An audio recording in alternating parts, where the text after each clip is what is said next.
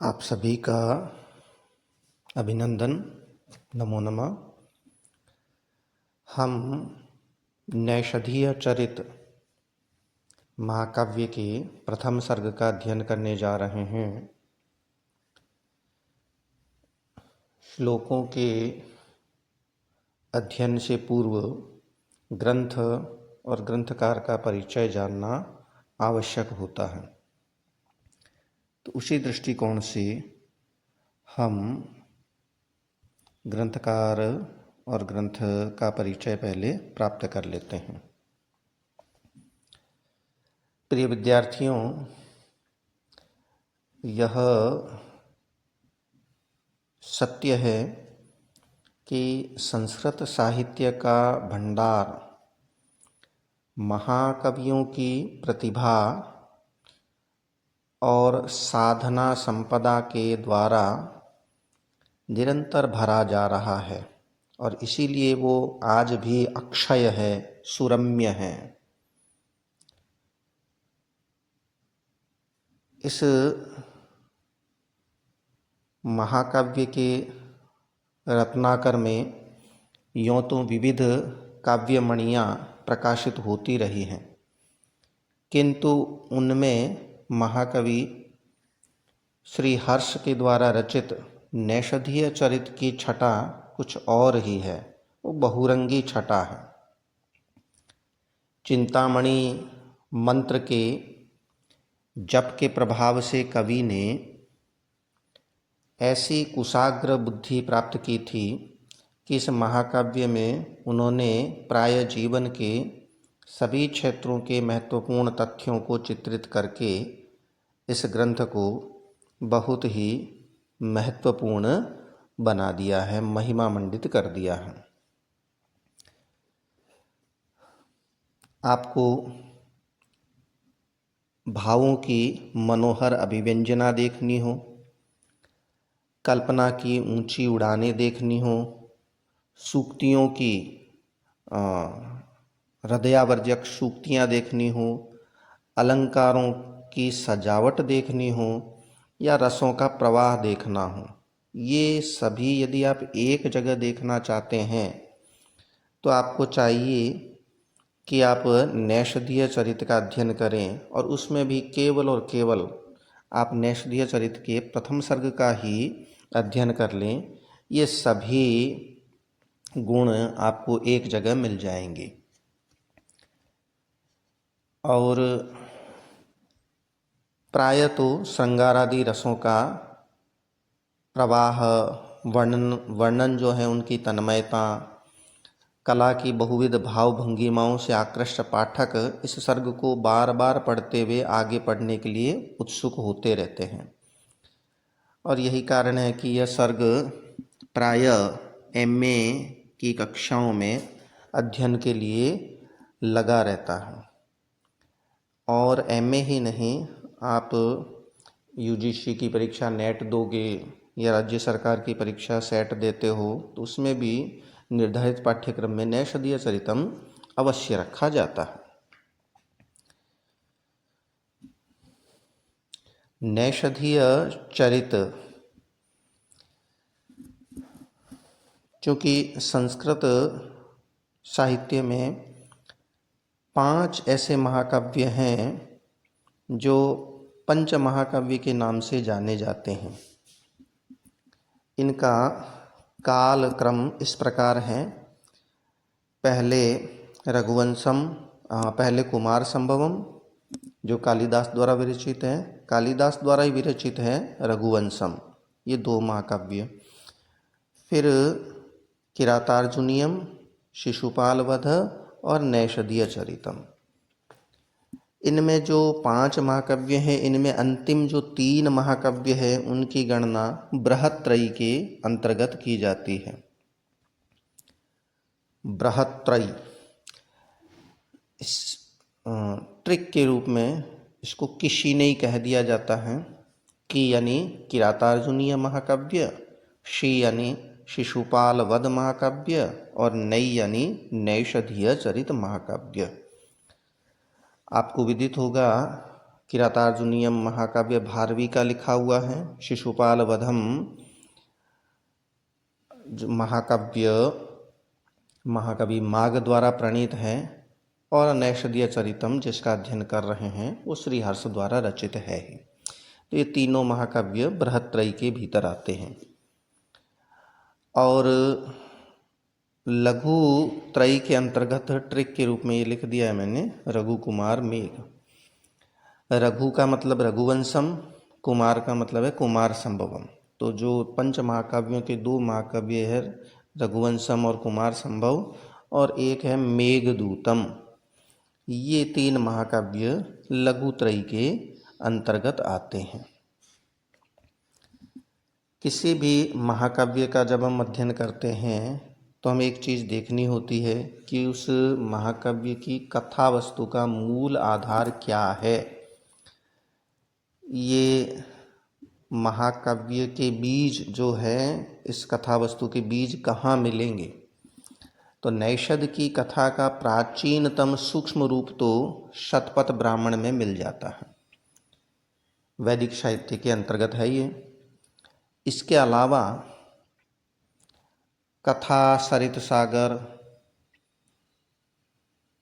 पद्म पुराण, लिंग पुराण, वायु पुराण, मत्स्य पुराण, ब्रह्मांड पुराण, ये जितने पुराण हैं वेद व्यास द्वारा रचित हैं, इन पुराणों में भी नल और दमयंती की कथा प्राप्त होती है। पर नैषधीय चरित कथा का जो मूल आधार है उसे महाभारत को ही स्वीकार किया जाता है, क्योंकि नल दमयंती की यह कथा महाभारत में विस्तार से प्राप्त होती है। महाभारत पर्वों में विभाजित है, 18 पर्व हैं। तो उसमें तीसरा पर्व है वन पर्व। आदि पर्व पहला है, फिर सभा पर्व और फिर वन पर्व। तो जो वन पर्व है उसमें अध्याय संख्या 52 से लेकर के अध्याय संख्या 79 तक नलोपाख्यान मिलता है। नलोपाख्यान यानी नल का उपाख्यान, नल की कथा मिलती है। तो इसी नलोपाख्यान को आधार बनाकर कवि ने कुछ काव्य के अनुकूल हेर फेर करके इसे प्रबंध काव्य के योग्य रूप प्रदान करते हुए नैषधीय चरितम को कवि ने लिखा था। नैषधीय चरित जो महाकाव्य है, यह आप जान ही गए होंगे कि ये श्रीहर्ष की रचना है। श्रीहर्ष 12वीं शती के उत्तरार्ध में हुए थे। नैषधीय चरित अनेक दृष्टियों से संस्कृत साहित्य का एक बहुत अनुपम महाकाव्य है। जब आप पढ़ेंगे आपको ये महसूस हो जाएगा। कहते हैं कि यह महाकाव्य श्रीहर्ष ने 60 सर्गों में लिखा था। 60। किंतु अब यह महाकाव्य केवल 22 सर्गों में ही उपलब्ध होता है। इसमें नल और दमयंती की कथा वर्णित है और इसके 22वें सर्ग में यह कथा अपूर्ण रूप से प्राप्त होती है। 60 सर्ग थे, 22 सर्ग ही मिलते हैं। ये जो बृहत्त्रयी का उल्लेख किया था, इनके बारे में जान लें कि किरातार्जुनीयम में 18 सर्ग हैं, शिशुपाल वधम में 20 सर्ग हैं और नैषधीय चरितम में 22 सर्ग हैं। 18, 20 और 22 सर्ग। नैषध की जो कथावस्तु है उसका सुप्रसिद्ध ऐतिहासिक आख्यान है, वो प्रेम से जुड़ा हुआ है। इस प्रणय कथा को श्रीहर्ष ने अपनी कल्पना दृष्टि से सजाया है और अपनी प्रतिभा द्वारा उसमें सौंदर्य कूट कूट के भर दिया है। तो नैषधीय चरितम का जो पहला सर्ग हम पढ़ने जा रहे हैं उसका सार संक्षेप में देख लेते हैं। इसमें कुल आपको 145 श्लोक पढ़ने होते हैं।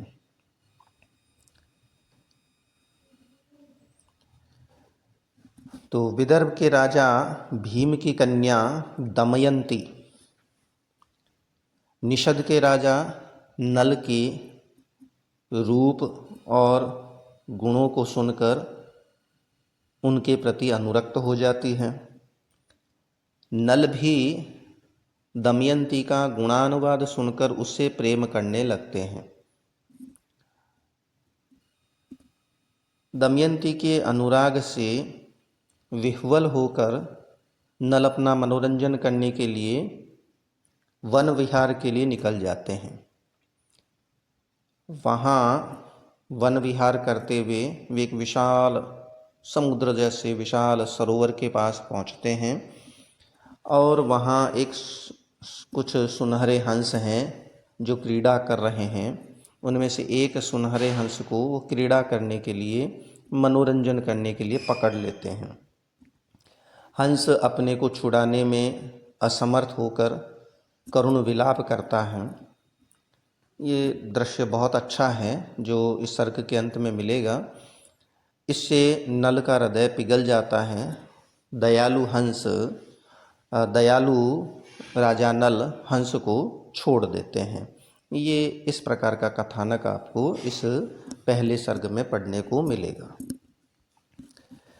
नैषधीय चरितम में जो रस, छंद, अलंकार इत्यादि हैं, इनके बारे में भी थोड़ा सा जान लेते हैं। किसी भी महाकाव्य का रस है उसके बारे में हमें विचार करना होता है। महाकाव्यों के बारे में कहा गया है कि श्रृंगार वीर शांतानाम एको अंगी रस इष्यते, यानी श्रृंगार, वीर, शांतानाम, ये जो तीन रस हैं, श्रृंगार रस, वीर रस और शांत रस, इनमें एक को अंगी रस इष्यते, एक है वो अंगी रस होना चाहिए। अंगी यानी मुख्य, प्रधान। तो प्रधान रस इसमें यहाँ नियम के अनुसार श्रृंगार ही है।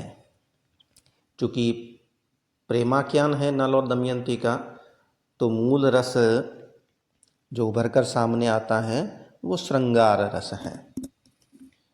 प्रिय विद्यार्थियों, आप ये भी ध्यान में रखें कि महाभारत और रामायण का मुख्य रस कौन सा है? ऐसा प्रश्न पूछ लिया जाता है प्रतियोगी परीक्षाओं में। तो महाभारत का मुख्य रस शांत है। श्रृंगार वीर शांतानाम, शांत रस प्रधान है, ये ध्यान रखें।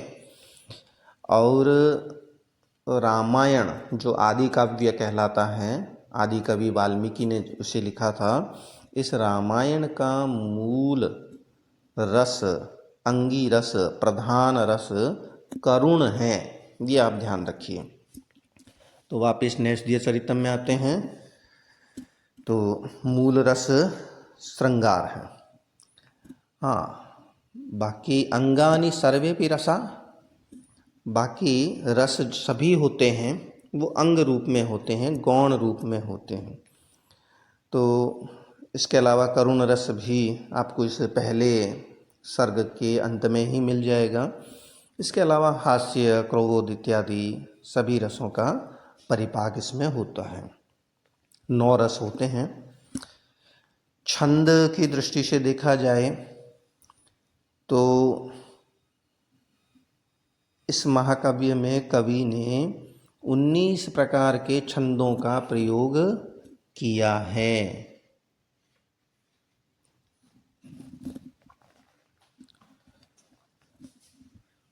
इनमें से जो मुख्य जो छंद है वो उपजाति है, जो इंद्र वज्रा और उपेंद्र वज्रा के मेल से बनता है।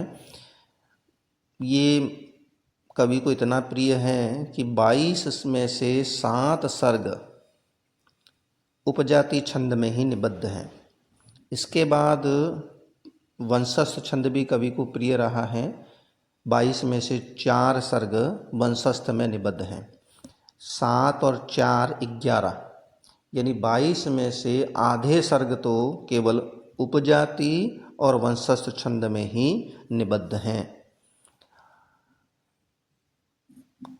नियम है कि एक वृत्तमयी पद्यैरवसान्य वृत्तकै, एक वृत्तमयी पद्यई यानी एक महाकाव्य में जो सर्ग होता है उसमें एक प्रकार का छंद काम में लिया जाना चाहिए और अवसान में छंद बदलना चाहिए, सर्ग के अंत में छंद बदल देना चाहिए।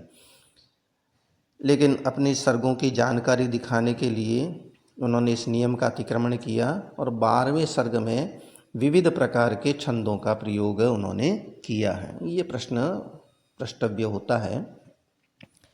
हाँ, इसके अलावा वसंत तिलका, अनुष्टुप और स्वागता, इनमें इन छंदों में दो दो सर्ग निबद्ध किए गए हैं। तो आप ये देखिए कि 11 छंद पहले निबद्ध हो गए और फिर 2 2 2 यानी 6, 11 और 6 17 सर्ग तो इसी में निबद्ध हो चुके हैं। इसके अलावा द्रुत विलंबित, रथोद्धता, वैतालीय और हरिणी, इन छंदों में एक एक सर्ग निबद्ध किया गया है। तो कुल 4 सर्ग ये और हो गए, तो 21 सर्ग तो बन ही गए हैं। कुल 22 सर्ग इनमें हैं। एक सर्ग आपके ये हो गया 12वां, जिसमें विविध छंद हैं। तो सभी प्रकार के सर्ग इसमें आपके आ चुके हैं। जहाँ अपने रस की चर्चा की थी कि प्रधान रस इसका श्रृंगार है, तो श्रृंगार का वर्णन तो इसमें पराकाष्ठा पर पहुंच गया है।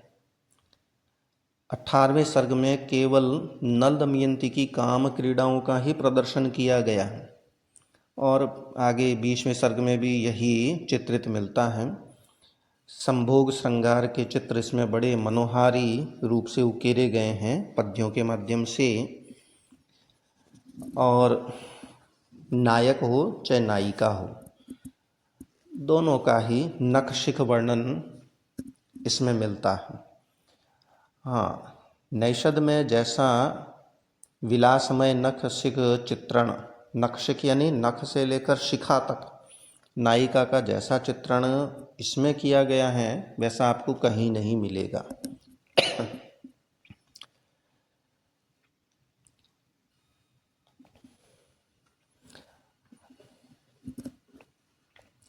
आगे बढ़ते हैं।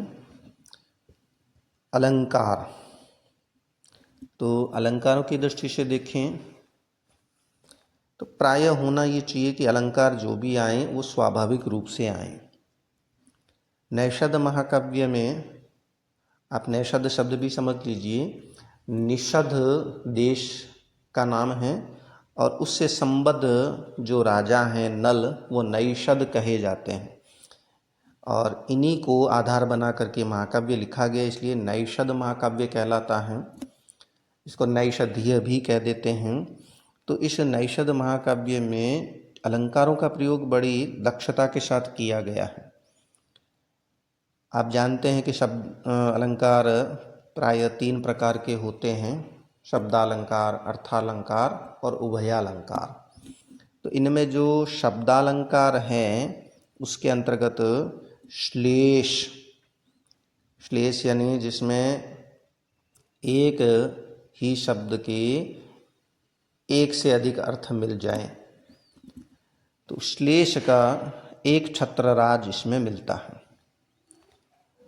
और आपको आश्चर्य होगा कि इसमें 13वें सर्ग में एक श्लोक मिलता है जिसे पंचनली के नाम से जाना जाता है। उसमें 5-5 अर्थ आया करते हैं, एक श्लोक के 5 अर्थ कवि ने बड़ी कुशलता से निबद्ध कर दिए हैं। ये श्लेष अलंकार की महिमा है। इसके अलावा कवि की रुचि जो है वो उपमा मूलक जो अलंकार हैं उनमें भी रही। अर्थालंकारों के अंतर्गत चाहे फिर वो उपमा अलंकार हो, चाहे रूपक हो, चाहे उत्प्रेक्षा हो, चाहे समासोक्ति हो, इसके अलावा जहाँ समर्थन किया जाता है अर्थांतरन्यास अलंकार हो, इनका बड़ा अच्छा चित्रण कवि ने किया है। अब थोड़ा सा ग्रंथकार का परिचय जान लेते हैं। प्रत्येक जो भी ग्रंथ लिखा जाता है उसमें महाकवि जो रहे हैं वो इतने विनम्र रहे हैं कि उन्होंने अपना परिचय दिया ही नहीं है। कालिदास के बारे में हम कयास लगाते रहते हैं, हम अनुमान अटकलों पर आधारित रहते हैं कि कालिदास इस समय हुए होंगे।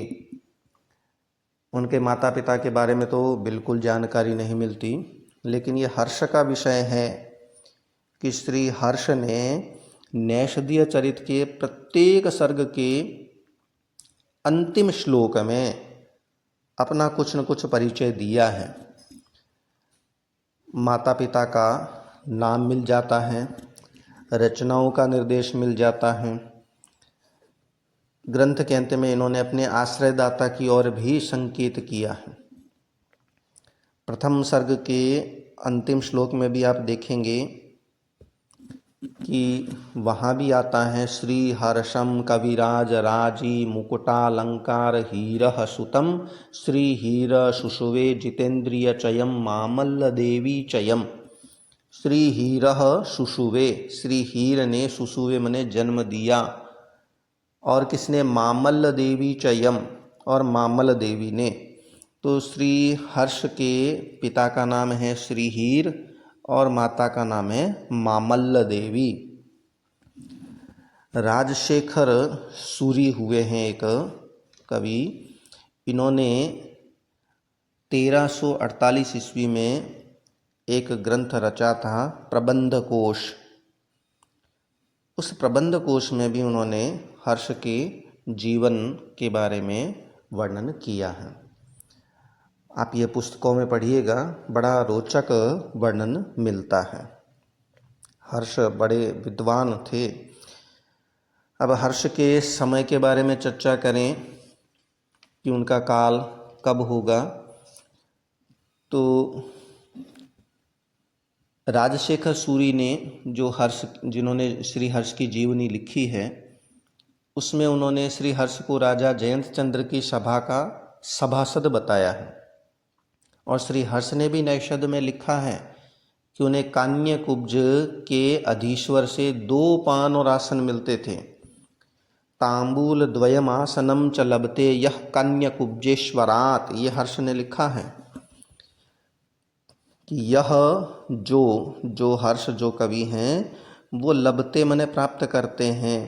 तांबूल द्वयम आसनम च, तांबूल पान को कहते हैं, तांबूल द्वयम 2 पान, पान के 2 बीड़े, और आसनम च, और आसन किससे प्राप्त करते थे? कान्यकुब्जेश्वरात, कान्यकुब्जेश्वर से, कान्यकुब्ज के राजा से प्राप्त करते थे।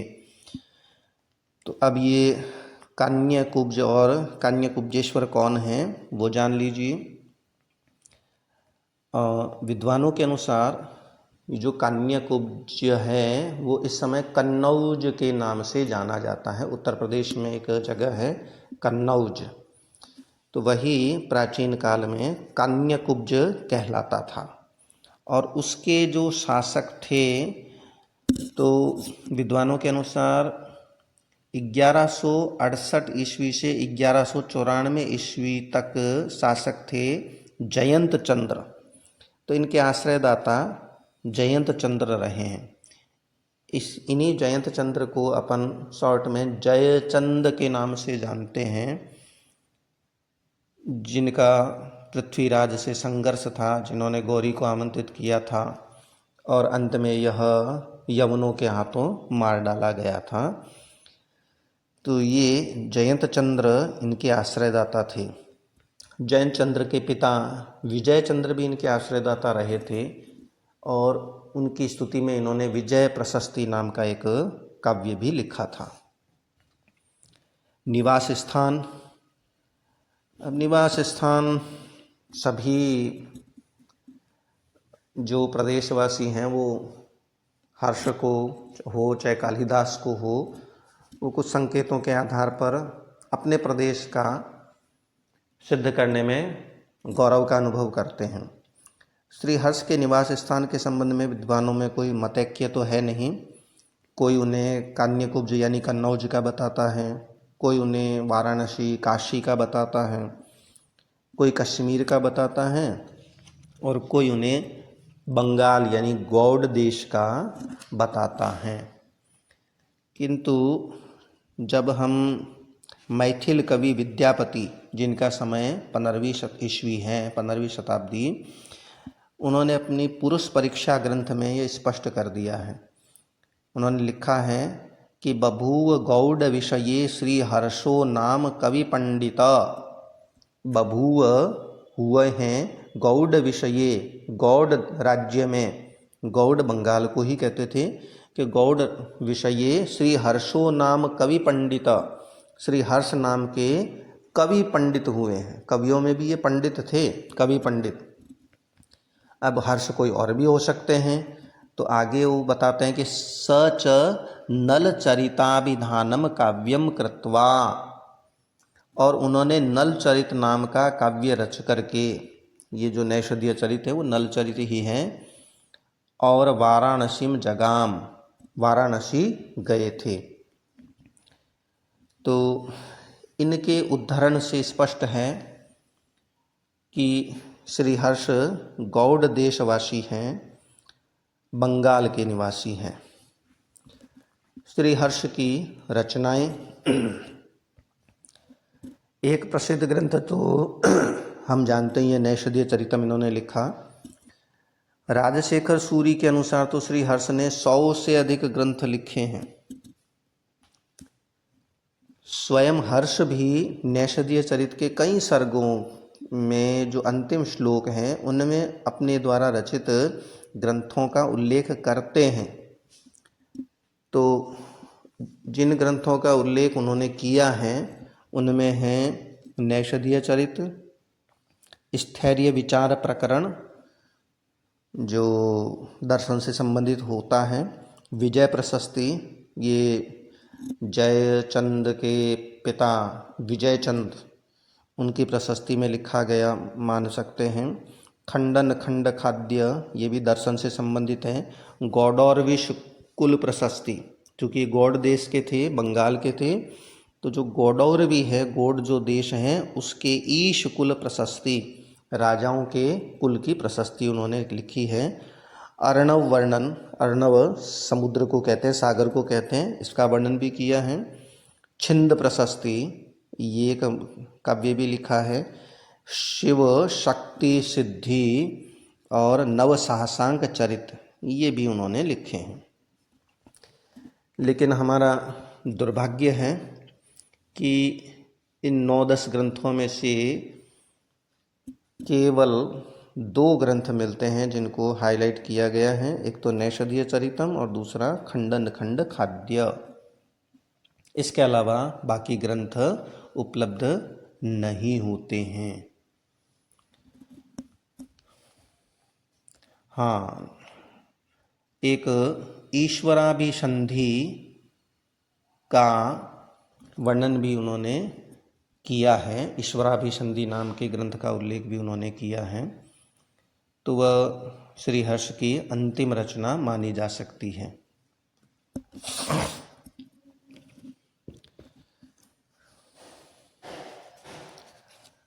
श्री हर्ष कवि पंडित हैं, कवि विद्वान हैं, विद्वानों में गिने जाते हैं। उनके बारे में कुछ सूक्तियाँ प्रसिद्ध हैं। तावद भा भारवेर भाति यावन मागस्य नोदय उदिते नैषधे काव्ये क्व माघ क्व च भारवी। भारवी ने बृहत्त्रयी का किरातार्जुनीयम लिखा था।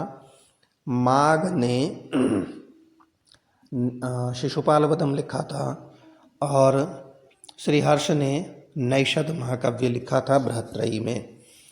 तो इनके बारे में कहते हैं कि तावद भा भारवेर भाति, भारवी की जो भा है, आभा है, चमक है, वो तावद भाति तब तक ही सुशोभित होती है, यावन माघस्य न उदय, जब तक माघ का उदय नहीं हुआ, माघ कभी नहीं आए।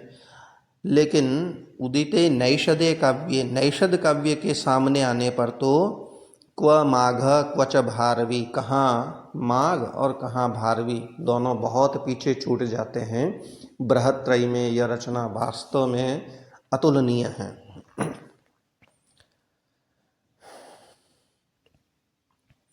इसके अलावा यह सूक्ति भी मिलती है, उपमा कालिदासस्य भारवेरर्थ गौरवम दंडिना पदलालित्यम माघे सन्ति त्रयो गुणाः। 3 गुण काव्य में विशेष माने जाते हैं। एक तो उपमा, दूसरा अर्थ गौरव और तीसरा पद लालित्य। तो उपमा कालिदासस्य, उपमा के क्षेत्र में कालिदास प्रसिद्ध हैं। जैसे अपन कहें कि भुजिया बीकानेरस्य, भुजिया देखना हो तो बीकानेर का है, उसी प्रकार उपमा देखनी हो तो उपमा कालिदासस्य, कालिदास उपमा के क्षेत्र में बहुत प्रसिद्ध हैं। उनकी उपमाएं बेजोड़ होती हैं। अन्य कवियों ने भी उपमा का प्रयोग किया है, लेकिन जो उपमाएं कालिदास प्रस्तुत करते हैं जितनी मनोहारी रूप में, वो किसी ने प्रस्तुत नहीं की। भारवेर अर्थ गौरवम, अर्थ गौरव, अर्थ की गुरुता, यानी गागर में सागर भर देना, थोड़े शब्दों में बहुत अधिक बात कह देना, वो अर्थ गौरव कहलाता है। उसमें भारवी सबसे अग्रणी हैं, जिन्होंने किरातार्जुनीयम महाकाव्य लिखा है। नैषधे पद लालित्यम तीसरे चरण में है। नैषधे पद लालित्यम, पद लालित्य के क्षेत्र में नैषद प्रसिद्ध हैं। नैषदकार हैं श्रीहर्ष। तो पदों का जो लालित्य है, पदों का जो सौंदर्य है, वो आप देखोगे इस प्रथम सर्ग में ही बड़े सुंदर मनोहारी पद सामने आए हैं। मैं उनका आपको ध्यान दिलाऊंगा। वैसे दंडी न पद लालित्यम भी कहते हैं। पद लालित्य महाकवि दंडी का भी प्रसिद्ध है। तो गद्य के क्षेत्र में दंडी का और पद्य के क्षेत्र में श्री हर्ष का पद लालित्य अपन मान सकते हैं। माघे शंति त्रयो गुणाः, और जो राजस्थान की भीनमाल क्षेत्र के निवासी जो माघ हैं, उनमें तो संति त्रयो गुणा संति, तीनों गुण हैं। हाँ, तीनों गुणों को एकत्र देखना हो कि उपमा भी देखनी हो, अर्थ गौरव भी देखना हो, पद लालित्य भी देखना हो, तो आपको माघ का शिशुपाल वदम ही पढ़ना चाहिए। इसके अलावा यह उक्ति भी प्रसिद्ध है, नैषदम विद्वदौषधम। नैषद महाकाव्य बहुत सुंदर तो है पर जटिल भी बहुत हैं। बड़े बड़े विद्वानों के पसीने छूट जाते हैं। टीकाओं की सहायता से ही हम उसके अर्थ को जान पाते हैं। यदि किसी विद्वान को घमंड हो जाए, घमंड रूपी बुखार आ जाए, गर्व रूपी अहंकार रूपी ज्वर चढ़ जाए, तो उनके सामने नैषद महाकाव्य रख दीजिए, ये औषध का काम करेगा, उनका सारा अहंकार उतर जाएगा। तो इसलिए ये भी प्रसिद्ध है, नैषदम विद्वद औषधम। नैषद महाकाव्य विद्वद औषधम, विद्वानों के लिए औषध है, दवा के रूप में है। तो अस्तु, ये एक सामान्य सा परिचय जो एक एपिसोड में दिया जा सकता है वो दिया गया है। प्रथम सर्ग अगली कड़ी में श्लोक के अनुसार हम आरंभ करते हैं। तब तक के लिए आपका धन्यवाद, आभार।